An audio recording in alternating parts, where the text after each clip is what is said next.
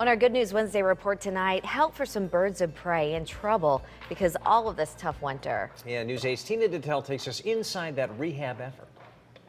Normally in the winter, they'd have maybe one or two of these birds of prey in these cages. This year, though, they've had about a dozen come through here.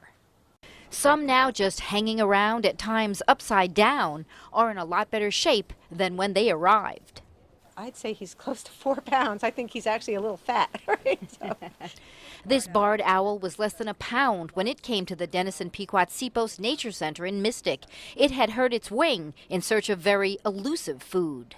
Found his way into a chicken coop because he was hungry and trying to find something. Most of the birds were found by people who saw them sitting in their yards for days. They weren't hurt, they were hungry and too weak to fly. It's been very hard for birds of prey in particular to catch mice and rats and other things that they might find that are now underneath the snow. This red-shouldered hawk was actually found on the ground outside the falcon cage here. It had tried to get the bird inside. It's the first time that something like this has happened, and we're actually seeing quite a bit of this sort of thing this winter where birds of prey are actually attacking other birds of prey because they're so hungry. The Nature Center, which is a federally licensed wildlife rehabilitator, has nursed the birds back to health.